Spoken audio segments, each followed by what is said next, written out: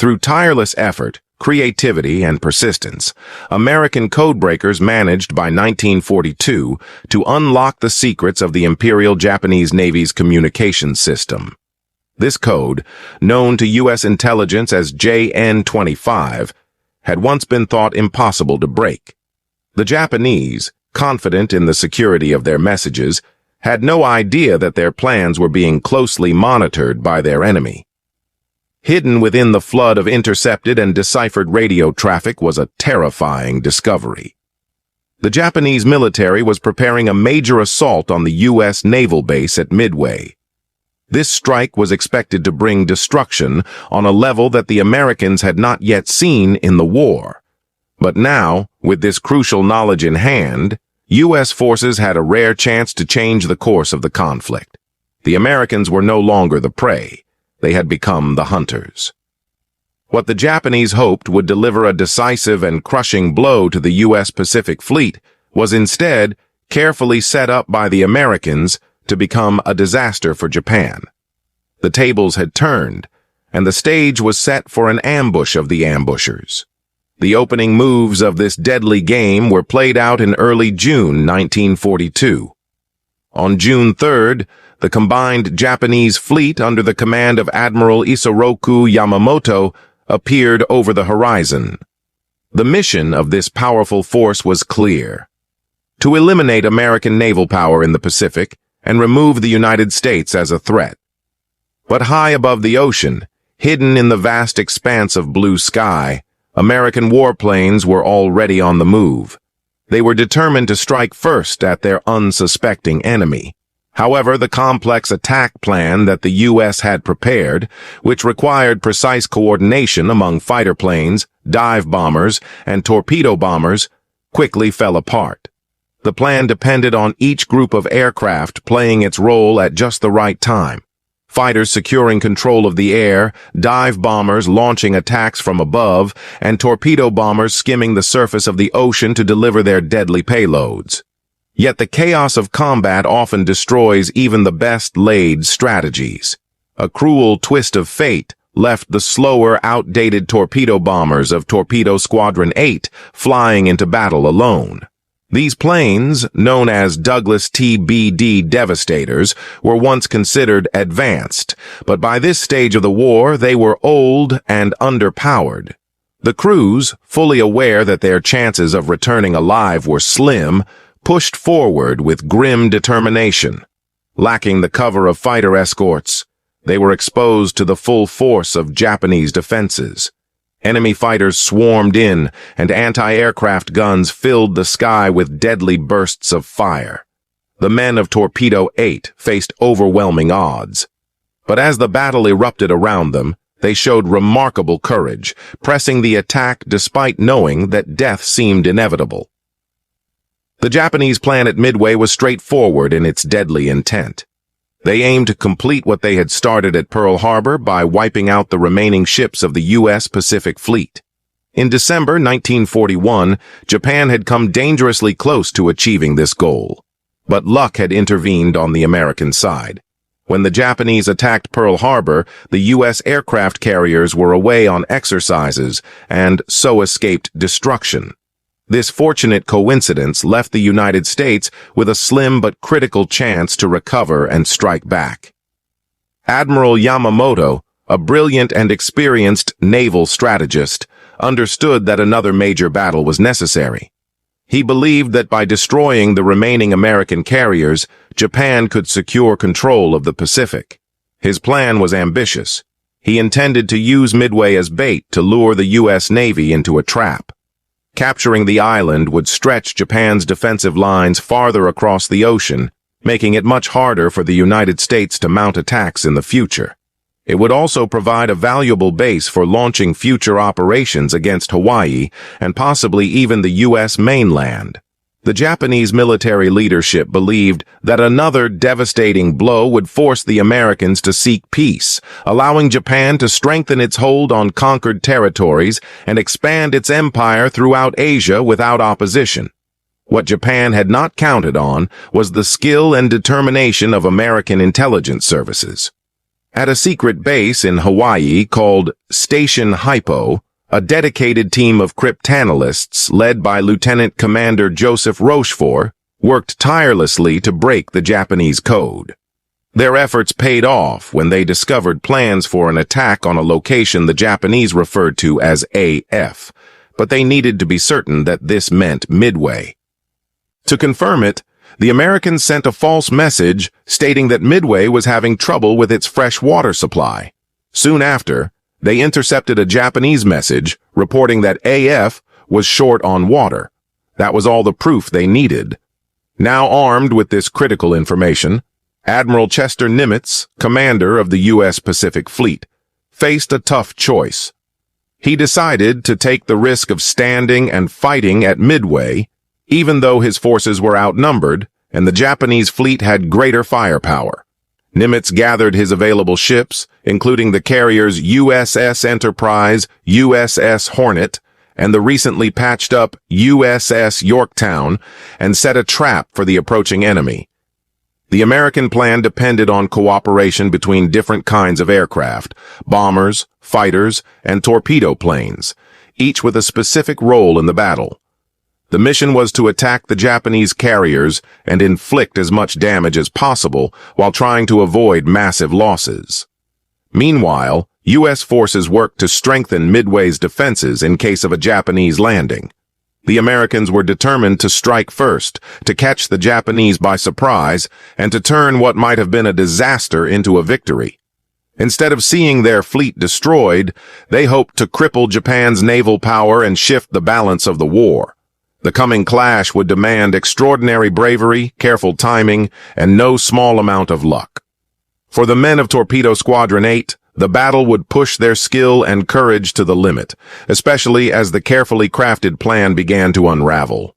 Torpedo Squadron 8 had been formed in 1941 as part of the air wing assigned to the newly built USS Hornet.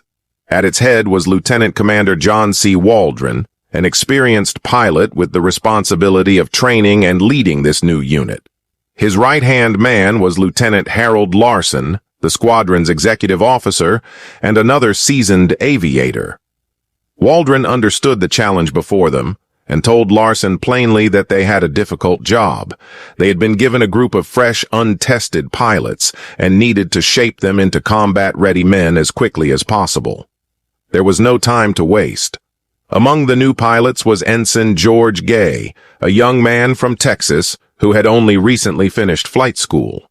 Alongside his fellow rookies, Gay underwent a demanding training program that combined hours of classroom instruction with practical flight exercises. Waldron and Larson devoted themselves to turning these inexperienced young men into a team that could face the horrors of war. In the months that followed, Torpedo 8 worked to master their skills, though they would go into battle with an aircraft that was no longer up to the task. The Douglas TBD Devastator had been considered cutting edge when it entered service in 1937, but by the time of the Battle of Midway, it was outclassed. Once a symbol of American progress in aviation, the Devastator was now seen as slow and underpowered. With a maximum speed of only about 206 miles per hour, it was no match for the Japanese Zero fighter, which could easily exceed 330 miles per hour. Its weapons were limited too, carrying just a single torpedo or up to 1,200 pounds of bombs and only a single U-caliber machine gun mounted in the front and one in the rear. Compared to the faster and better armed planes used by the Japanese, the Devastator left its crews dangerously vulnerable as they prepared to face the enemy in one of the most important naval battles of the war. The aircraft's flaws were severe, and they didn't stop at just being outdated. The Devastator lacked essential protective features that had become the norm during World War II, such as armor plating and fuel tanks designed to seal themselves after being hit. Without these, the plane was left dangerously open to destruction by enemy fire. This put the pilots of Torpedo Squadron 8 in a dreadful situation. Despite their intense preparation, they were forced to rely on a machine that was outclassed in every way by Japanese planes, slower, less agile, with a shorter range, and far weaker in defense. There was, however, a small beacon of optimism. Torpedo 8 was scheduled to soon receive the Grumman TBF Avenger, a modern aircraft designed to replace the Devastator. Waldron looked forward to the new planes, hoping they would arrive before his men had to go into combat with the old ones, which he regarded as dangerously obsolete. As they made ready to depart for the Pacific aboard the USS Hornet, the long-awaited Avengers finally arrived, 21 of them, in March 1942. Larson was ordered to stay behind in Norfolk with a select group to begin training on these cutting-edge aircraft. Meanwhile, Waldron, taking his best pilots, sailed west with the outdated Devastators, knowing that they would have to face battle in these vulnerable planes. For the first months of 1942, Torpedo 8 spent more time at sea than in combat. Their first operation came in April when they accompanied the Hornet on its famous mission to launch Colonel James Doolittle's daring air raid on Japan, an operation that offered no direct action for Torpedo 8's men.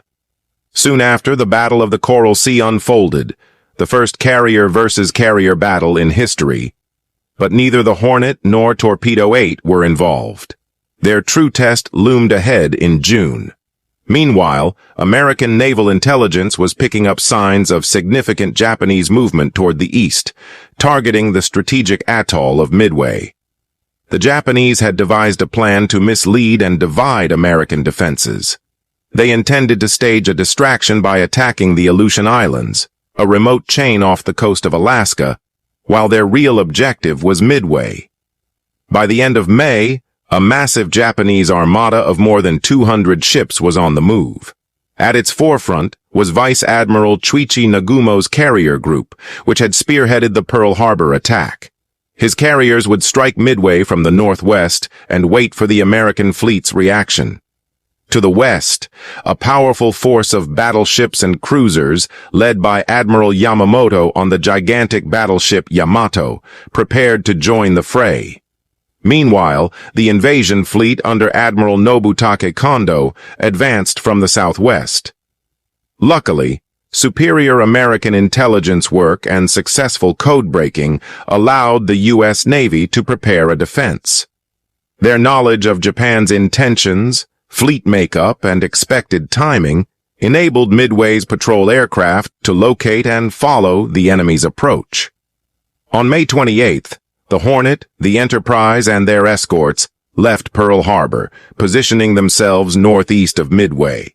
Because of the urgency of their departure, the first group of Avengers did not make it onto the Hornet in time, leaving Torpedo 8 stuck with the aging Devastators for the crucial battle ahead. Waldron's greatest fear had materialized. His squadron would have to engage the enemy in outdated machines. Despite the odds, Waldron readied his unit for the fight. He instructed them in tactics and thoroughly briefed them on the Japanese fleet's characteristics. As George Gay recalled, Waldron had prepared them so well that they felt they could predict what he would say or do.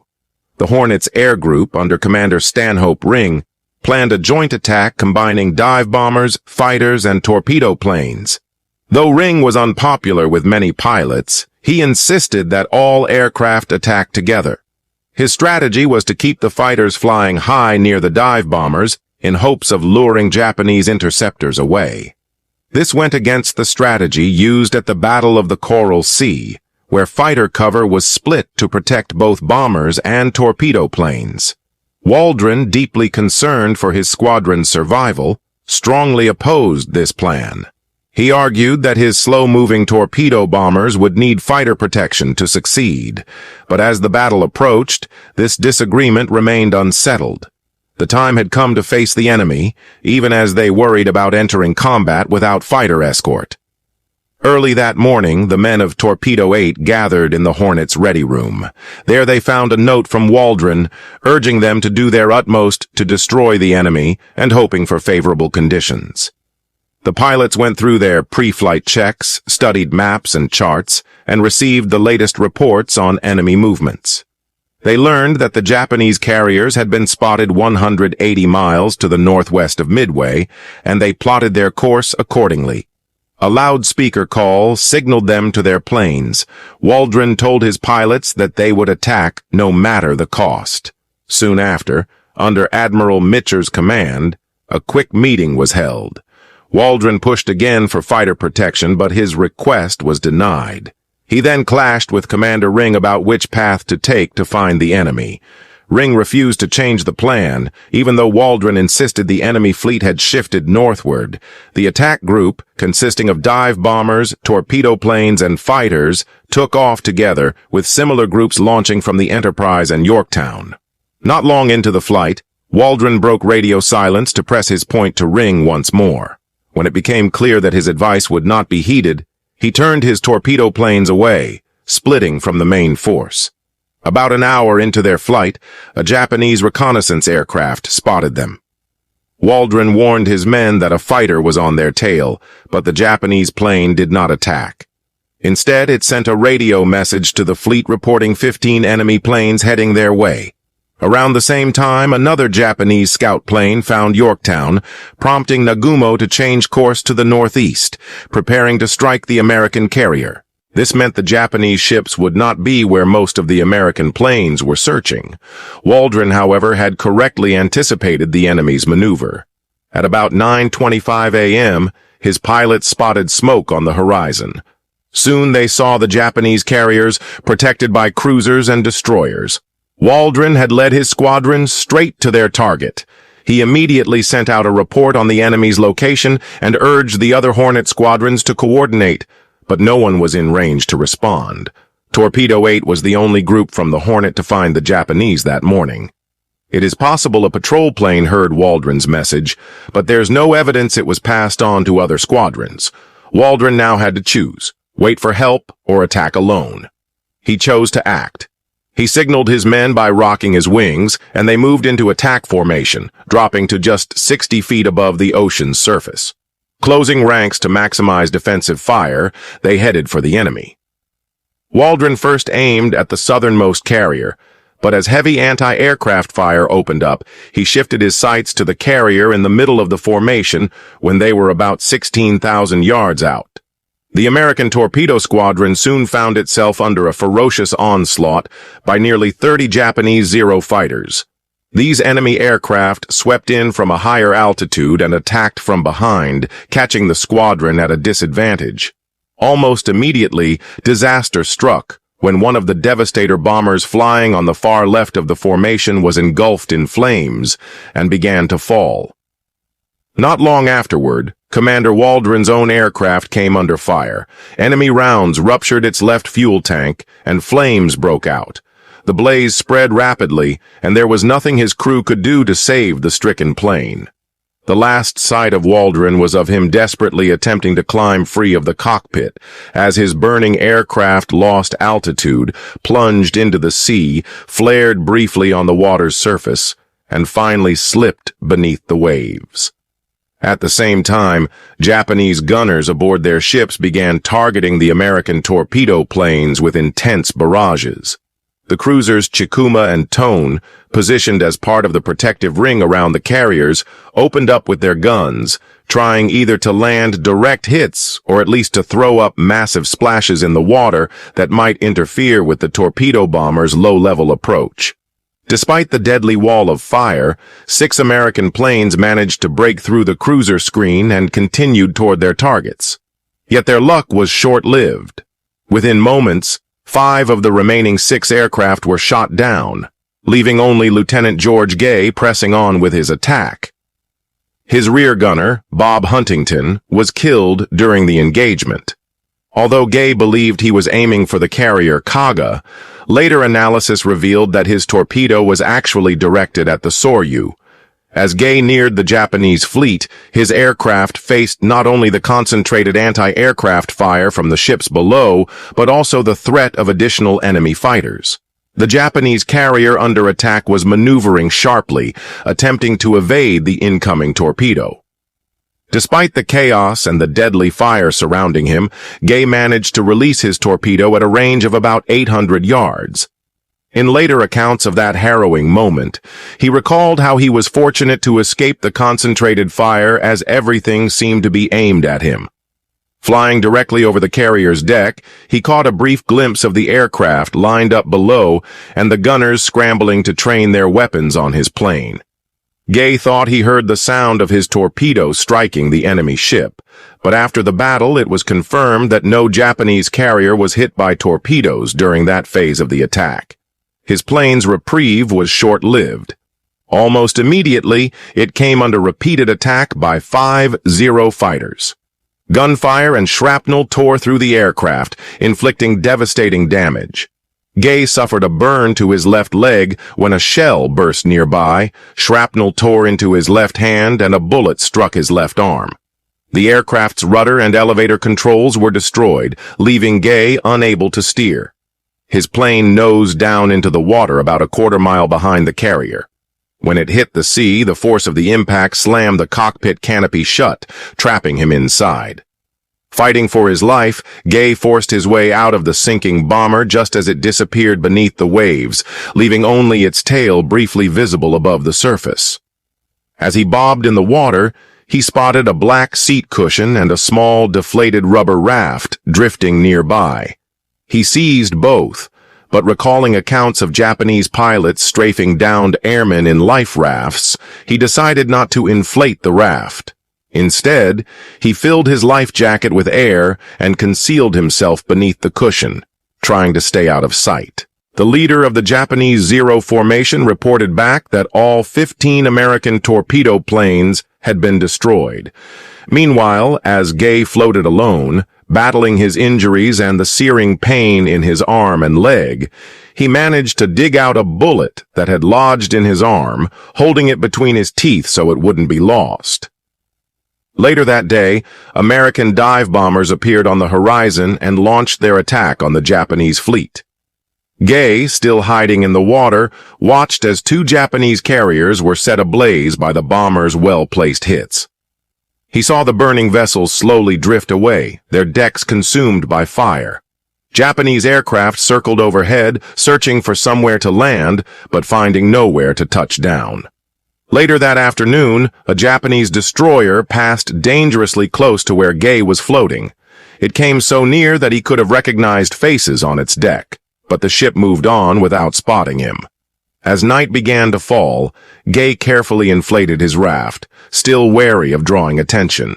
Through the dark hours, he noticed faint glows on the horizon, which he believed were fires from the damaged carriers and searchlights from Japanese escort ships.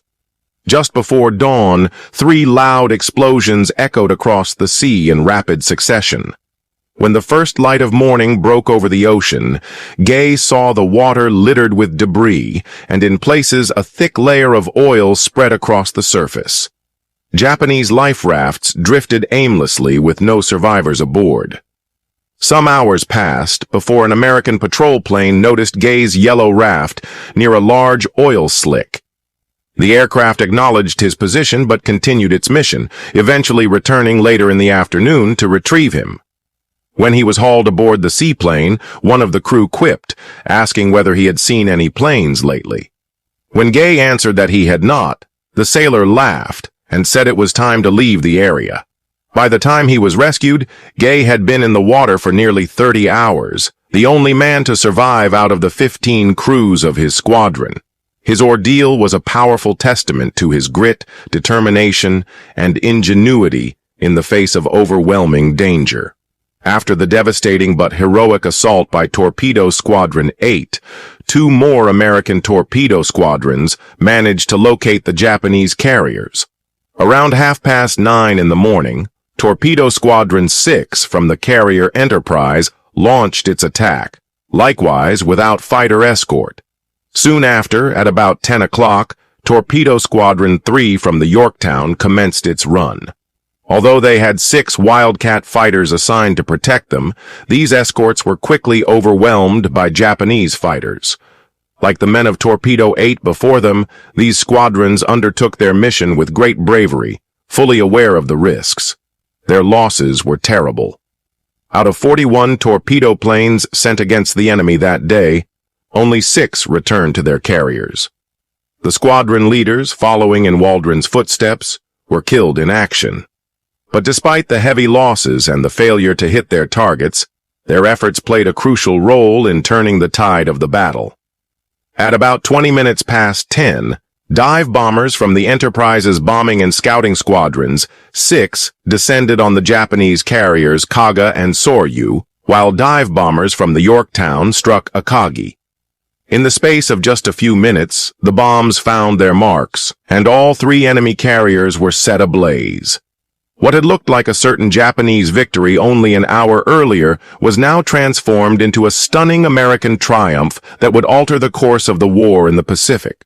Although the torpedo planes did not succeed in damaging the Japanese ships, their relentless attacks served to draw Japanese fighters and anti-aircraft gunners down low, distracting them from the skies above. The need for the carriers to take evasive action also disrupted their ability to launch additional fighters.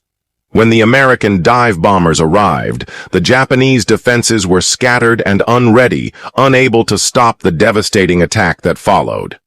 The brave sacrifice of Torpedo Squadron 8 helped make this possible. These men, flying into the face of overwhelming odds, gave their lives to protect the mission's success. By diverting the enemy's attention and absorbing the brunt of their defenses, they cleared the way for their comrades to deliver the fatal blow to the Japanese fleet. In my view, the story of these men is not just a tale of war, but a timeless example of extraordinary bravery and sacrifice. Against impossible odds, they fought not for personal glory, but to protect their comrades and to defend their country's future. Their courage reminds us that freedom comes at a price, and that sometimes the most heroic deeds are those that seem destined to fail, but pave the way for ultimate victory. The legacy of Torpedo Squadron 8 and of George Gay's incredible survival continues to inspire generations. Their sacrifice stands as a powerful reminder that true heroism lies in giving everything for a cause greater than oneself, and that even in the darkest moments, hope and courage can turn the tide of history.